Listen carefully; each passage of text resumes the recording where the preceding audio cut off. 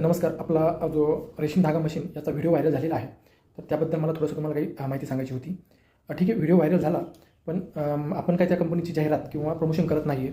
माझा म्हणणं एक स्पष्ट म्हणणं आहे की ज्यावेळेस मला किंवा आपल्याला महाराष्ट्राला रेशीम उद्योगामध्ये टॉपला न्यायचं आहे, तर त्यासाठी आपल्याला प्रक्रिया उद्योगामध्ये प्री ककून आणि पोस्ट ककून अशा दोन प्रकार असतात. पोस्ट ककूनमध्ये पण आपल्याला होतं. महाराष्ट्रातला शेतकरी अक्षरशः कुशच सोडा सोनं पिकवतोय, पण त्याचा फायदा आपल्याला पण होतोय आणि जे व्यापारी आहेत त्यांना पण होतोय, हे मान्य करतो. व्यापारी आपल्याला गरजेचे आहेत हे पण आपण मान्य केलं पाहिजे, पण त्याच्यावर किती अवलंबून राहायचं हे पण आपल्याला विचार करायला हवा.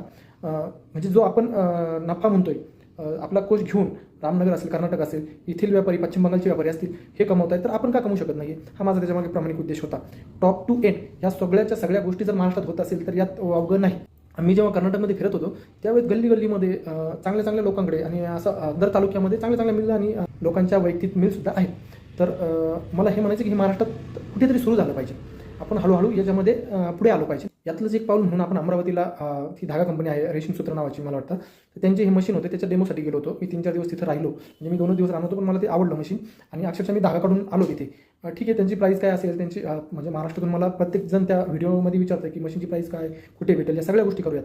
पण आपण एक गोष्ट लक्षात घ्यावी की तेच मशीन नाही, इतरही मशीन असतील, जुनी मशिनरी असतील, यासाठी आपला हा अट्टहास आहे. फक्त मी त्या कंपनीचं प्रमोशन किंवा जाहिरात म्हणून या गोष्टी करत नाही.